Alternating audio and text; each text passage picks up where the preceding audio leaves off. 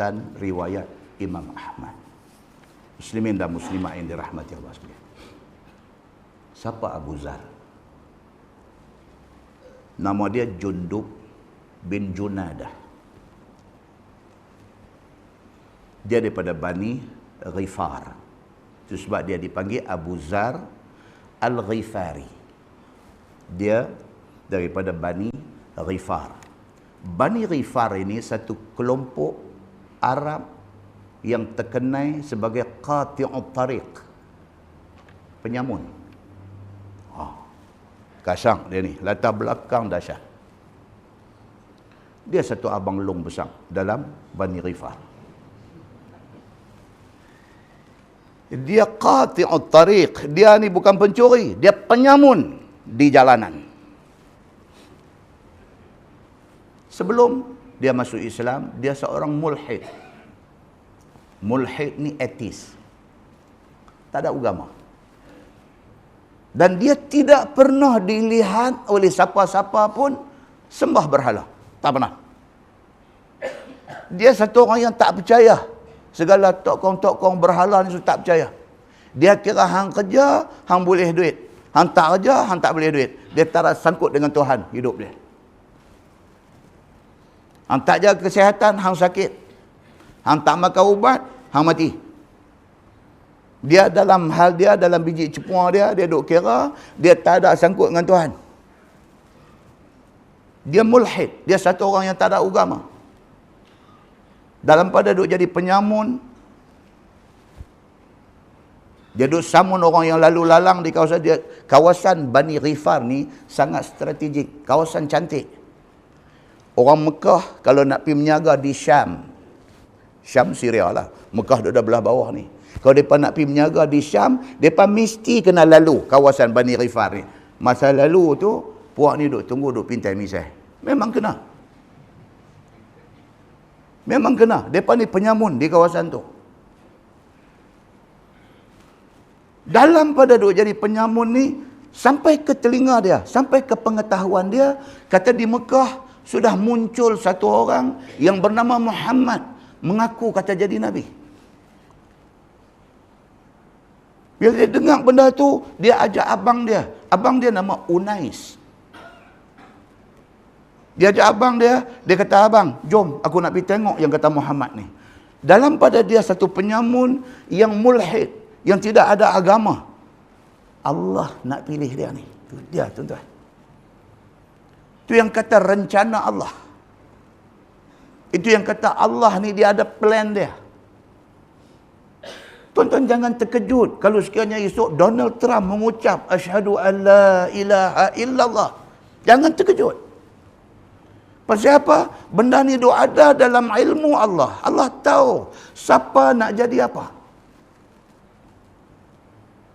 Siapa pernah sangka Barack Obama nak pergi jadi Presiden Amerika? Dia satu orang kulit hitam. Dia boleh jadi Presiden Amerika dan dia daripada asal usul Islam. Barack Hussein Obama. 2 term, 2 penggal dia jadi Presiden Amerika. Lagi beberapa hari dia nak turun daripada jawatan Presiden. Dia luluskan peruntukan berapa banyak untuk nak tolong orang Islam Palestin. Sengap-sengap dia buat kerja ni.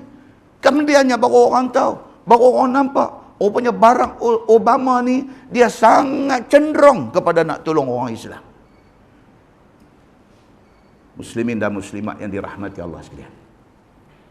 Balik cerita Abu Zar, balik. Dia pisat saja Barack Obama, Trump ni sat saja. Dia balik mai kepada Syekh Abu Zar kita ni. Dia kata ke abang dia, dia kata jom aku nak pergi Mekah, aku nak tengok ni yang kata Muhammad yang pergi duk habaq kat orang kata dia jadi Nabi ni. Jom. Abang dia nama Unais. Abang dia kata jom, depa pergi. Bila sampai di Mekah, depa usyar. Tahu usyar? Dia tengok kok jauh dulu, tengok dulu yang kata Muhammad ni dia ni lagu mana. Dia punya pattern dia macam mana, dia punya style dia lagu mana, dia punya cara cakap dia macam mana, benda hak dia cakap ni apa. Bila dia dengar sikit sebanyak Nabi duk cakap ni, dia kata dia ni Nabi betul. Dia kata. Dia pergi jumpa Nabi SAW. Dia kata, ya Rasulullah, aslim ni. Wahai Rasulullah, bagi saya jadi orang Islam. Nabi syahadah dia. Dia mengucap Islam. Dia pergi berdiri di depan Kaabah. Yang pada masa itu Kaabah dipenuhi dengan berhala yang disembah oleh puak kafir Quraisy. Dia pergi berdiri di tepi Kaabah. Dia terus bagi tahu kat semua orang. Dia kata, dengar Ustaz, ni aku nak abang ni.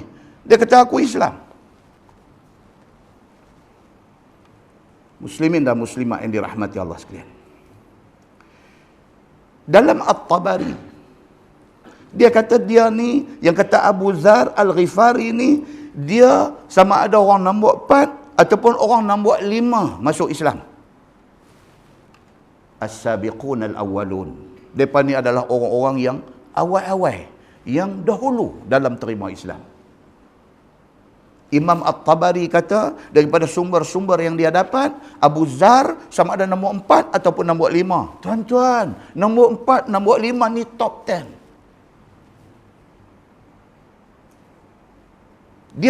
Dia boleh daripada satu penyamun, dia boleh terima Islam, dia boleh pergi berdiri di depan Kaabah, sedangkan dia tahu risiko, akibat kalau dia pergi mengaku kata dia Islam masa tu, memang dia akan demah dia.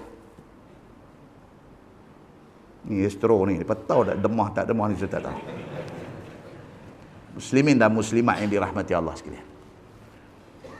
Elok habis je dia abang, dia kata aku Islam, dia kata demah. Sampai terlentang dia tergulin atas tanah. Angkat balik, esok mai pula, abang lagi sekali. Demah lagi sekali, pukul lagi sekali. Rebah tergulin. Dia angkat balik, esok mai lagi sekali. Penyamun tuan-tuan. Dia bukan imam masjid. Dia penyamun. Takkan kena pukul rebah tergulin, bangkit lap darah lagu tu, ya, pergi baliklah. Hari ketiga, lepas dia kena demah tergulin, Al-Abbas mai. Siapa tuan-tuan Al-Abbas ni? Pak penakan Nabi SAW. Al-Abbas belum Islam. Al-Abbas mai berdiri di tepi itu, tahan orang haduk pukul Abu Dzar ni. Dia kata, hampa kenal ke siapa dia ni? Al-Abbas. Dia ni siapa tuan-tuan? Dia ketua rombongan perdagangan Mekah yang nak bawa barang pergi menyaga di Syam. Berapa kali dah dia kena tahan, kena pau dengan dia ni? Dia tahan dia apa ni? Dia kata, hampa tahu ni siapa dia ni? Yang hampa duduk demah dia tergulin-tergulin, hampa tahu ke dia siapa? Gangster Mekah kata, kami tak tahu. Tak tahu aku nak abang. Inilah, dia kata, kepala, dia antara kepala masam Bani Ghifar. Dia kata, hampa duk pukul dia ni, dia seorang. Hampa duk pukul dia ni, hampa tak ingat ke esok satu hari, kita nak bawa barang dagangan kita, kita nak pergi menyaga di Syam, kita nak lintas kampung dia. Dia kata. Naik cuak puak tu. Kata awak tak abang? Kata abang belum.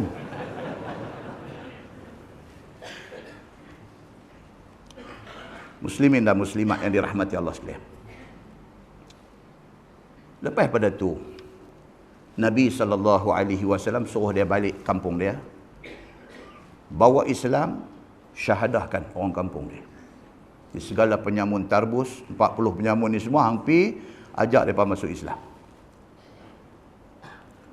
Bermula dengan dia masuk Islam, dia jadi satu orang yang sangat piety, orang putih kata. Piety ni maksud apa tuan-tuan? Dia tak melawak dengan Islam ni.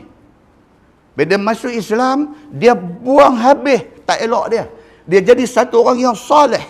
Dia jadi satu orang yang sangat bertakwa. Dia jadi satu orang yang sangat amanah.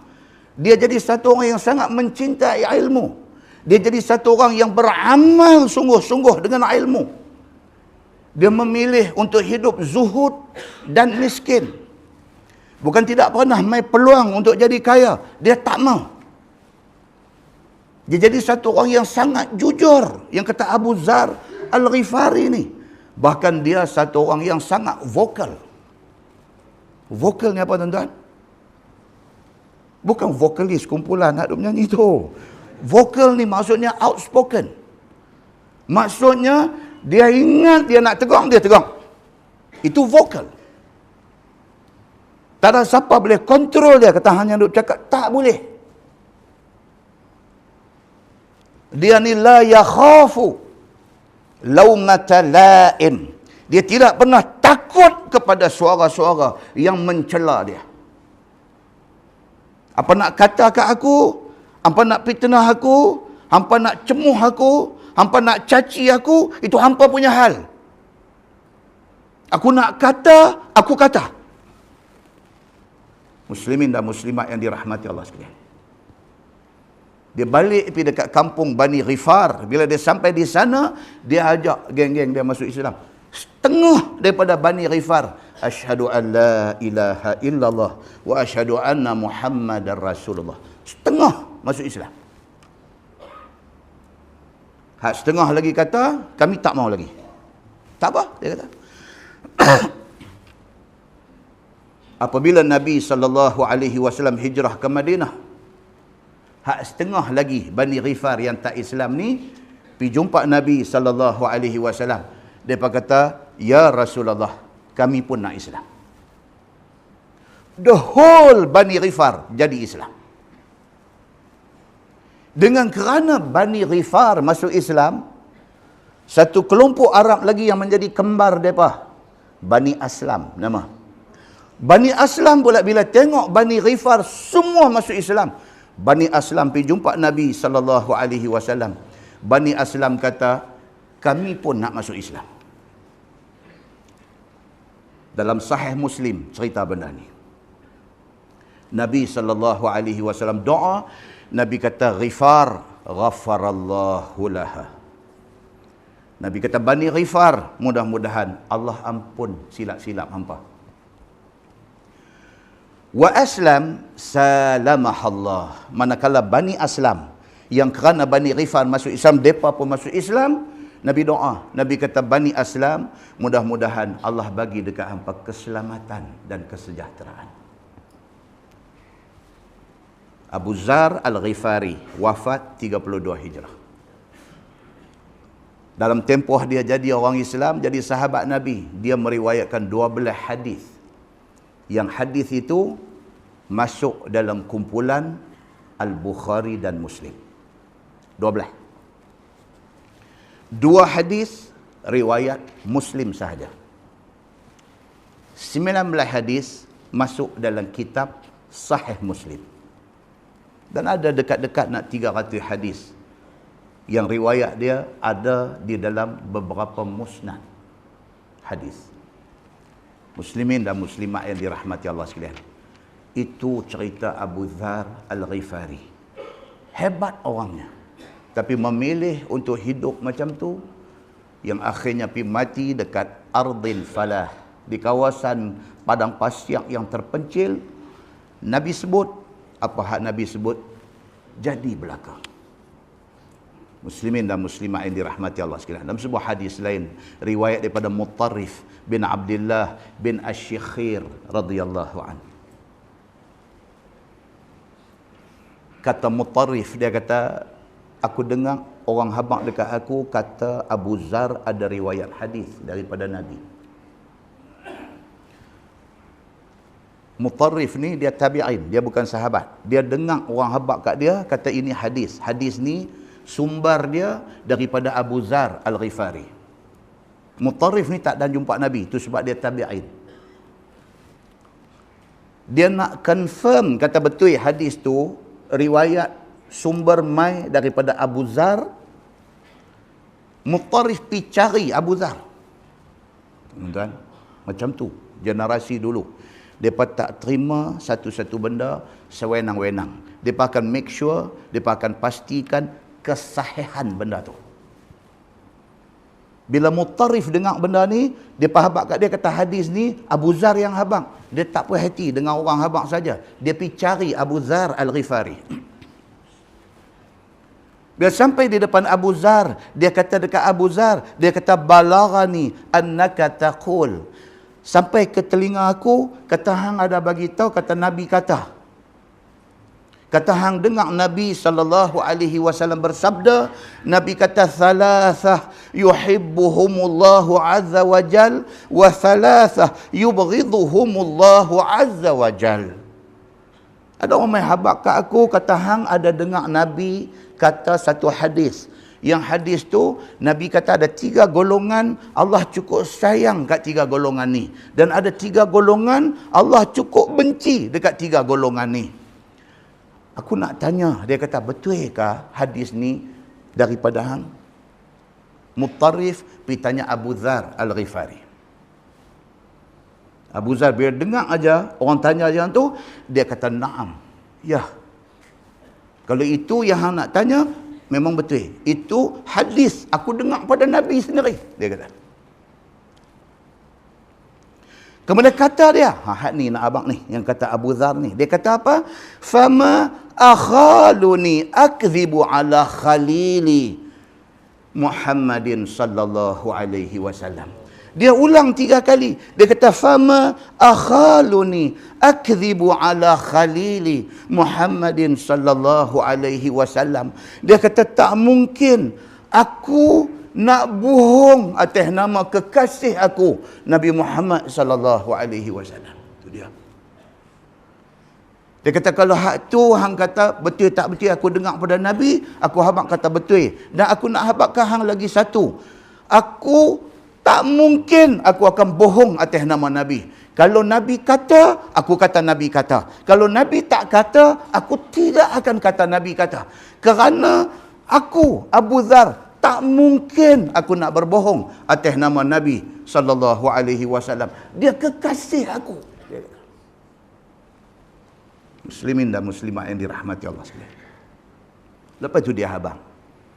Dia kata ada 3 golongan yang Allah cukup sayang. Yang pertama, rajul ghaza fi sabilillah falaqiyal adu mujahidan muhtasiban faqatala hatta qutila. Golongan pertama yang Nabi cukup sayang adalah orang yang apabila mai panggilan jihad terus keluar, tak ada fikir 2 kali. Bila mai panggilan jihad, terus keluar. Dan dia keluar dan dia berjihad semata-mata mengharapkan keredaan Allah. Tak ada ingat lain.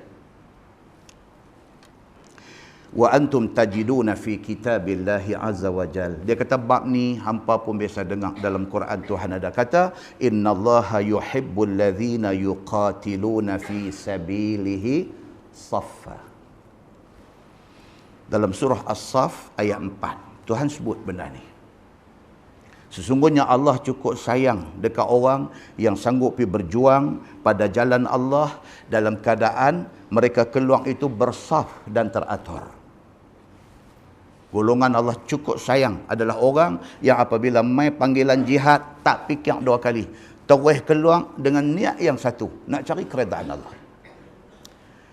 Yang kedua, warajul lahu jar yu'dhihi fayasbiru ala adhahu. Golongan kedua yang Allah cukup sayang, ada satu orang yang hidup berjiran, tapi jiran dia ni Allahu akbar, hari-hari menyakitkan hati dia. Satu orang ditakdirkan Allah dapat seorang jiran, yang jiran ni daripada celek mata pagi sampai nak pejam mata tidur, lain tak ada, menyakitkan hati jiran. Dia suka mengumpat, dia suka create story, dia suka buat cerita tak elok, dia suka fitnah jiran dia. Dia buat benda nak bagi jiran sakit hati. Tapi yang kata jiran yang Allah sayang, yang Nabi sayang ni, wa yahtasibuhu hatta yakfiyahu Allahu iyyahu bimautin aw hayah. Kok kata nak balas balik, tak. Dia sabar, dia minta kepada Allah. Allah, engkau sahaja Tuhan yang boleh stop kejahatan dia ni. Sama ada Allah nak stop jahat dia dengan ubah hati dia bagi jadi dia insaf, bertaubat, ataupun bagi dia mati. engkaulah Allah yang urus dia ni. Aku tak akan buat apa kat dia, aku tak akan jawab balik apa dia kata. Dia sabar, dia mengharapkan Allah untuk tolong dia dalam nak menyelesaikan masalah jiran jahat ini. Allah sayang jiran yang macam ni. Yang ketiga, warajul yakunu ma'a qaum fayasiruna hatta yashqa alaihimul kara awin nu'as fayanziluna fi akhiril lail fayaqum ila wudu'ihi wa salatih. Golongan ketiga, Allah cukup sayang.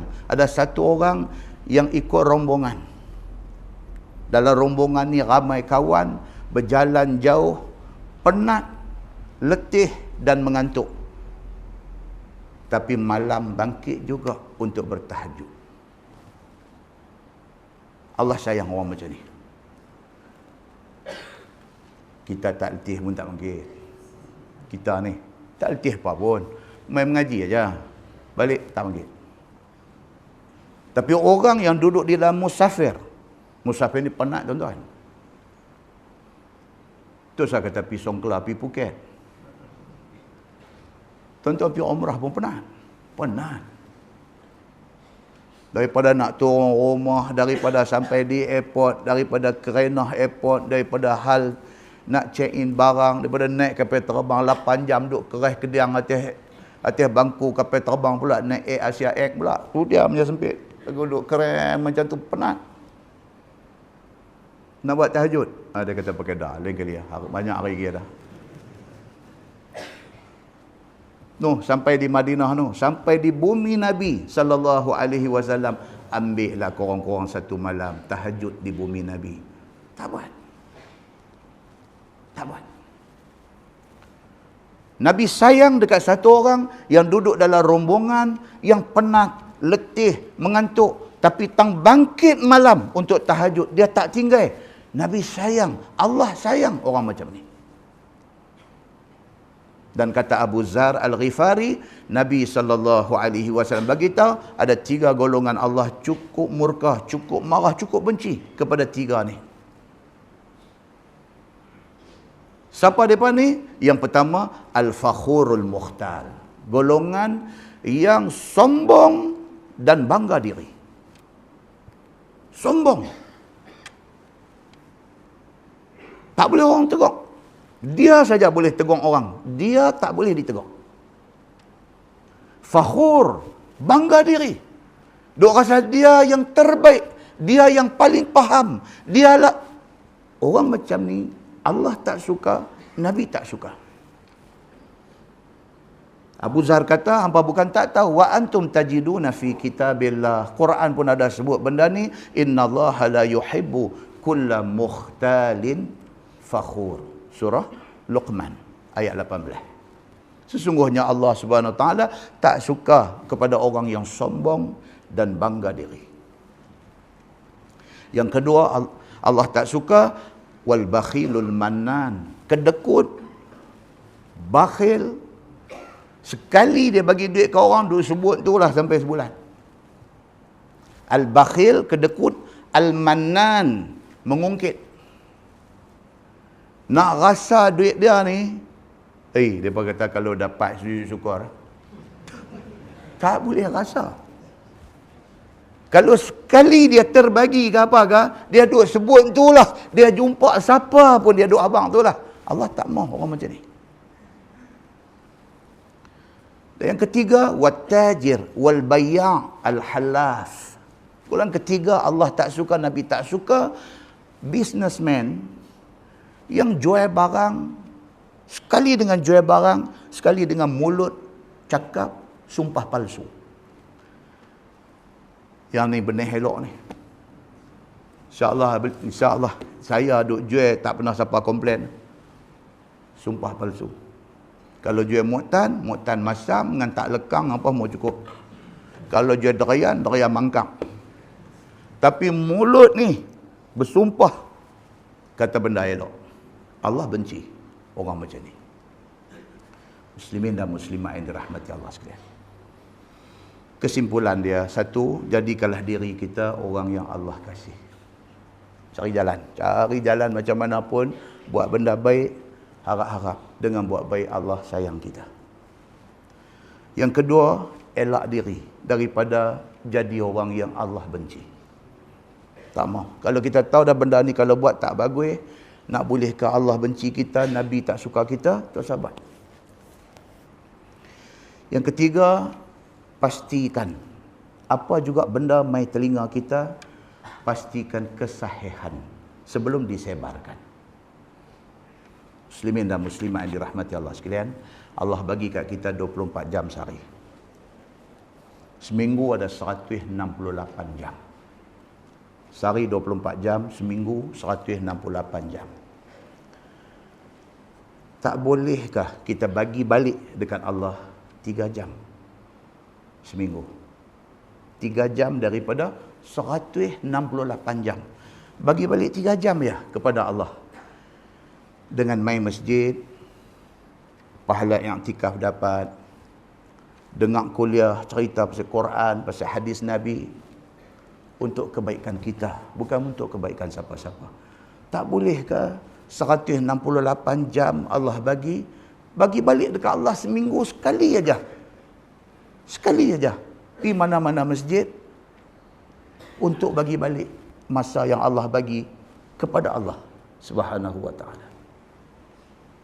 Kita masih ada baki 168 jam lagi ada seminggu. Buatlah kalau nak buat kerja, makanlah kalau nak makan, minumlah kalau nak minum, rehatlah kalau nak rehat, tidurlah kalau nak tidur. Kita masih ada 165 jam. Jangan kedekut untuk bagi 3 jam seminggu. Tu nak dengar ayat Quran, hadis Nabi sallallahu alaihi wasallam. Jangan kata kita sibuk. Tak ada manusia dalam dunia yang tak sibuk. It's a matter of how kita manage masa kita. Persoalan dia macam mana kita nak urus masa kita. Itu saja. Jangan kata sibuk. Tak ada manusia yang tak sibuk. Kalau kita boleh urus, tuan-tuan, seminggu 3 jam. Masih baki 165 hours